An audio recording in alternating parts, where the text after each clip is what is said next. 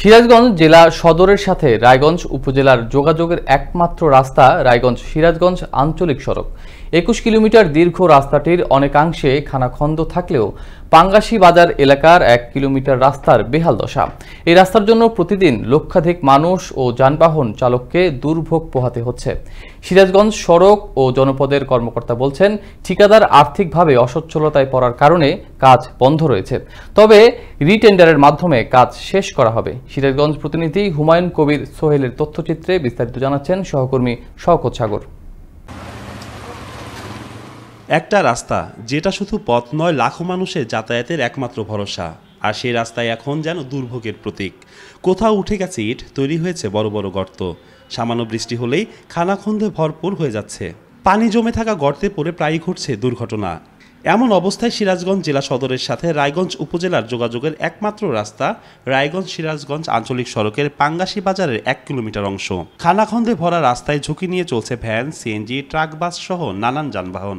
ভুক্তভোগীরা বলছেন, উঁচু নিচু খানাখন্দের কারণে গাড়ির যন্ত্রাংশ ভেঙে যায়। বৃষ্টির পানিতে যানবাহনের চাকা গর্তে পড়ে গাড়ি উল্টে যাত্রীরা আহত হয়। কর্দমাক্তের কারণে ডেলিভারি রোগী, ছাত্র ছাত্রী সহ সকল শ্রেণী পেশার মানুষের চলাচলে ব্যাপক দুর্ভোগ পোহাতে হচ্ছে।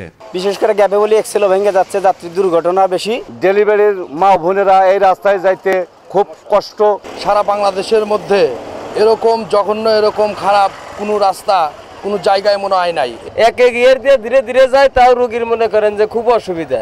বেশ কয়েক বছর যাবৎ এমন দুর্ভোগ নিয়ে যানবাহন ও যাত্রীরা চলাচল করলেও কর্তৃপক্ষ সংস্কারের উদ্যোগ নিচ্ছে না।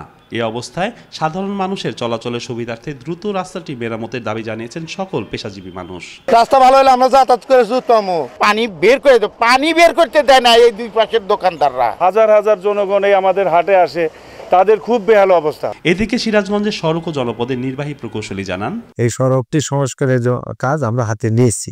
আমরা ইতিমধ্যে ঠিকাদার নিয়োগ করেছি। কিছুদিন সময় তাকে দেব, যদি সে কাজটি করতে পারে ভালো, আর না হলে আমরা তার কাজটি বাতিল করে দিই। বাতিল করে আমরা নতুনভাবে টেন্ডার কল করে আমরা কাজটি সমাপ্ত করব। মানুষের চলাচলের সুবিধার্থে দ্রুত রাস্তাটি সংস্কার করবে কর্তৃপক্ষ, এমনটাই প্রত্যাশা যাত্রী চালক ও পথচারীদের। শওকত সাগর, আনন্দ টিভি, ন্যাশনাল ডেস্ক।